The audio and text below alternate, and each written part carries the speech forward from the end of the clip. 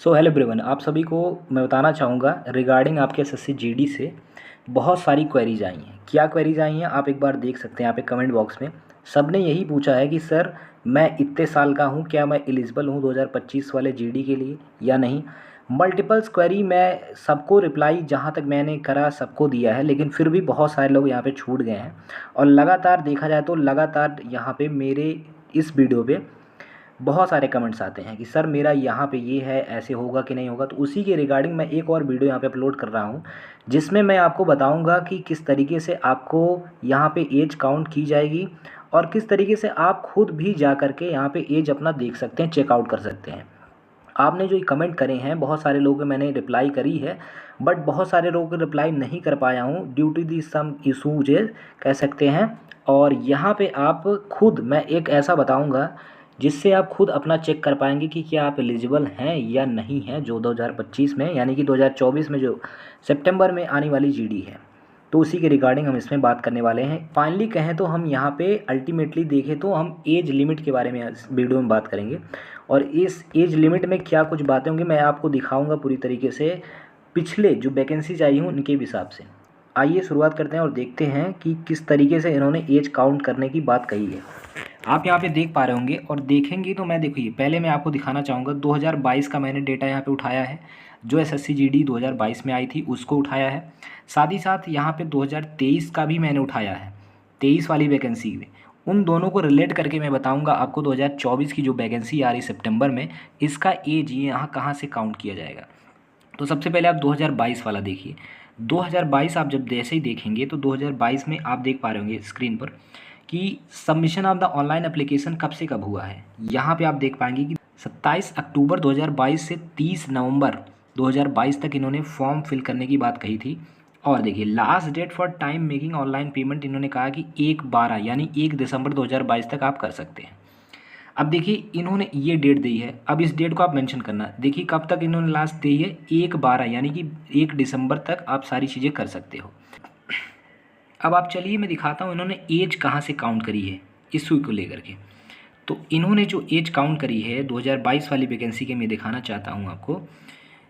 आप देख पा रहे होंगे स्क्रीन पर एज लिमिट को लेकर के इन्होंने काउंट करा है 2023 से। अब देखिए कौन सा 2023, 1 जनवरी 2023, 1 जनवरी 2023 से काउंट करा है और बोला है कि जितने भी लोग हैं 2 जनवरी 2000 से लेकर के 1 जनवरी 2005 के बीच रहने चाहिए, यानी कि इसके बीच आपकी जो एज होनी चाहिए वो 18 से 23 साल होनी चाहिए।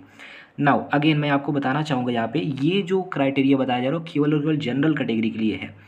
अगर आप किसी रिजर्व कैटेगरी से बिलोंग करते हैं या आप रिजर्वेशन की कैटेगरी में आते हैं तो आपको फर्दर यहाँ पे छूट दी जाएगी। वो कैसे दी जाएगी आगे यहाँ पे बताया गया है। नाउ देखेंगे आप यहाँ पे 2000 और 2005 के बीच होने चाहिए। ये कौन सी वैकेंसी है, ये 2022 वाली वैकेंसी है। ठीक है, अब मैं 2023 का आपको दिखाता हूँ। 2023 आप जब देखेंगे तो 2023 की वैकेंसी आप देखें यहाँ पे इन्होंने जो ये निकाली है वैकेंसी उसकी डेट बताई है कि जो लास्ट डेट है फॉर्म को फिल करने की वो है 1 जनवरी 2024 और इसी को ही इन्होंने बेस मान लिया है फॉर दी एज लिमिट। आप देखेंगे, देखिए 2023 वाला इन्होंने एज लिमिट जो यहाँ पे डिसाइड करा है वो डिसाइड करा है कि 1 जनवरी जो लास्ट डेट था फॉर्म फिलिंग करने का वही डिसाइड कर दिया है, जबकि इसके पहले वाले में उन्होंने चेंज करा है। लेकिन जो क्राइटेरिया यहाँ पे इन्होंने डिसाइड करा था 18 से 23 साल के लिए वो सेम रखा है। क्या क्राइटेरिया कि 2 जनवरी 2001 से लेकर के 1 जनवरी 2006 के बीच। इसके पहले क्या था, 2005 था। 1 जनवरी 2005 मैक्सिमम था और मिनिमम की बात करें तो 2 जनवरी 2000 था। तो 1 साल जैसे बढ़ा तो इन्होंने 1 साल आगे पीछे बढ़ा दिया, चलिए ठीक है। लेकिन इन्होंने जो बेस एरिया लिया इसमें 1 जनवरी 2024 लिया। और 1 जनवरी 2024 कैसे लिया, इन्होंने कहा कि ये लास्ट डेट है ना फॉर्म फिल करने का, वही यहाँ पे मैं उठाऊँगा।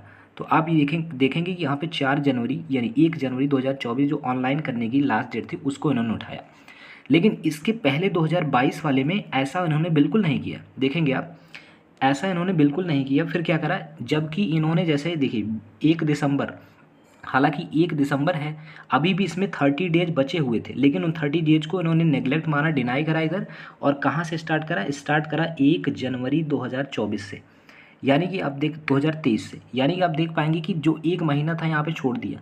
कंक्लूजन ये निकलता है यहाँ पे कि कुछ भी यहाँ पे फिक्स पैटर्न नहीं है कि किस तरीके से ये बेस मानेंगे कि यहाँ से डेट काउंट करेंगे। लेकिन एक जो कॉमन बात है वो कॉमन बात ये है कि 2000 जो 18 से 23 साल की ये जो बात करते हैं वो हमेशा एक साल आगे पीछे बढ़ा के करते हैं।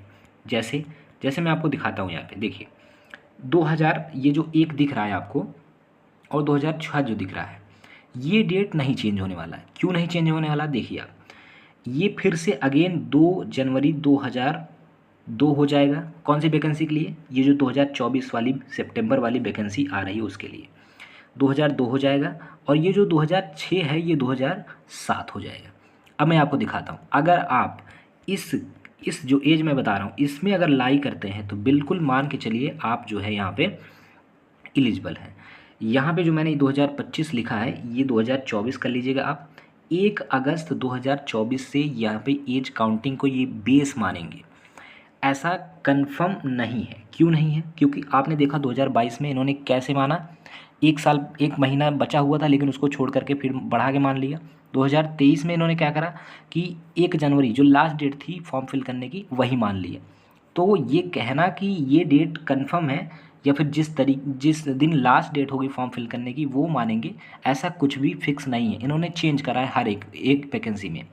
लेकिन एक चीज़ जो फिक्स रही है वो फिक्स ये रही है कि ये जो डेट है 1 अगस्त 2002 से लेकर के 1 अगस्त 2007 जो मिनिमम एज होनी चाहिए, मतलब जो कैंडिडेट्स की एज होनी चाहिए 18 से 23 साल तो होनी चाहिए, ठीक है, लेकिन 2002 के पहले नहीं होना चाहिए और 2007 के बाद का नहीं होना चाहिए। इसी के बीच आपकी अगर एज लाई करती है तो बिल्कुल आप मान के चलिएगा कि आप एलिजिबल हो।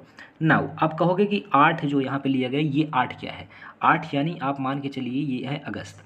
1 अगस्त से आपकी काउंटिंग हो सकती है। अगर ये अगस्त नहीं होता है तो ये हो सकता है सितंबर हो। तो यहाँ पे अगर सितंबर होगा तो सारे लोगों का सितंबर हो जाएगा। तो जो भी होगा देखिए कुछ फिक्स भी नहीं है, जो भी होगा आपको नोटिस आएगा तभी पता चल पाएगा। लेकिन आप मान के चलिए कि 1 अगस्त या फिर 1 सितंबर से ही आपकी एज काउंटिंग की जाएगी। नाउ सबसे बड़ा जो क्वेरी यहाँ पे एक और निकल करके आया, वो निकल करके आएगा कि अब सर मेरा ये है 2005 है 2006 है, मैं कितने साल का हूँ? आप खुद भी निकाल सकते हो। कैसे निकाल सकते हो चलिए मैं आपको दिखाता हूँ। इसके लिए आपको चलना पड़ेगा गूगल क्रोम में, और जैसे ही आप गूगल क्रोम में चलते हैं, गूगल क्रोम में जाके आपको क्या करना पड़ेगा, बस सर्च करना पड़ेगा एज कैलकुलेटर। एज कैलकुलेटर मैं ये क्यों बता रहा हूँ? मैं इसलिए बता रहा हूँ क्योंकि खुद से आप जिससे कर पाएँ, क्योंकि बहुत सारे क्वेरीज आ जाती हैं और सबको रिप्लाई करना बेहद ही मुश्किल हो जाता है। इसलिए मैं ये चाहता हूँ कि आप खुद से आप देख पाओ कि क्या आप 18 से 23 साल में लाई करते हो कि नहीं। अगेन अगर आप रिजर्व कैटेगरी से हैं, यानी कि आप अगर ओबीसी से तो आपको 3 साल मिलेगा, ईडब्ल्यूएस से तब भी मिलेगा। अदर कोई एससी एसटी से हैं आपको यहाँ पे छूट मिलेगी। कितनी मिलेगी मैं वो भी दिखा देता हूँ। एज कैलकुलेटर पे आपको क्लिक करना है। अब देखिए आपको यहाँ पे डेट ऑफ बर्थ मेंशन करना, age at the date of. तो जहाँ से इसको काउंट किया जाएगा, कहाँ से काउंट किया जाएगा? मान लीजिए अगस्त से काउंट किया जा रहा है। किस डेट से? 1 से डेट काउंट किया जा रहा है। चलिए कहाँ 2024 से किया जाएगा। आपका डेट ऑफ बर्थ मान लीजिए जैसे मैं 2005 का पैदा हुआ हूँ, जुलाई मेरी डेट ऑफ बर्थ है, 10 मान लेते हैं 10 जुलाई, और 2000 का मैं पैदा हुआ हूँ। तो क्या मैं एलिजिबल हूँ, कितने साल का हूँ, आपको यहाँ पे पता चल जाएगा। जैसे ही आपको पता चलेगा आप कैलकुलेट करिएगा। आपको देखो यहाँ पे निकल के चला आ रहा है, तो 24 साल के लगभग 22 दिन के हो गया हूँ मैं। यानी कि आप मान के चलिए कि आप यहाँ पे एलिजिबल नहीं होंगे। अगर आप किसके लिए जा रहे हैं? जनरल कैटेगरी के लिए जा रहे हैं, क्योंकि आपका जो एज है यहाँ पे वो हो गया अब 24 साल, जबकि होना कितना चाहिए था? होना चाहिए था आपका कितना, सॉरी कितना होना चाहिए था आपका? 18 से 23 साल के बीच। तो इस तरीके से आप एज कैलकुलेट करके देख लीजिएगा कि कितने साल के आप आ रहे हैं। आप अपना एज डाल के देख लीजिएगा। अगर आप इस कैटेगरी में उसमें लाई करते हैं, नहीं तो नहीं लाई करते हैं तो आपका हो जाएगा। जैसे मान लीजिए आप 2005 के हैं। अगर 2005 के हैं तो क्या आप लाई करेंगे इसमें? देखिए आपका एज निकल करके आ गया 19 साल 22 डेज, यानी कि आप हाँ लाई करेंगे, यानी कि आप एलिजिबल हैं। कैसे? क्योंकि 18 से 23 साल के लिए यहाँ पे माना गया है। तो आप देखिए अगेन कैसे करना है मैं आपको बता दूं। दो आपको दिखेगा डेट ऑफ बर्थ में, आपको डेट ऑफ बर्थ मेंशन करनी है एज द डेट ऑफ, जहाँ से डेट को कैलकुलेट करना है, यानी कि 1 अगस्त 2024 हो सकता है, ये फिर 1 सितंबर हो सकता है, अभी कुछ भी कंफर्म नहीं है, तो ये अगस्त भी हो सकता है, सितंबर भी हो सकता है। अब यहाँ पे डाउट क्रिएट होगा एक एक महीने वालों के लिए, तो उनके लिए डाउट क्रिएट होगा, आप कमेंट बॉक्स में पूछ लीजिएगा, मैं उनको बता दूंगा।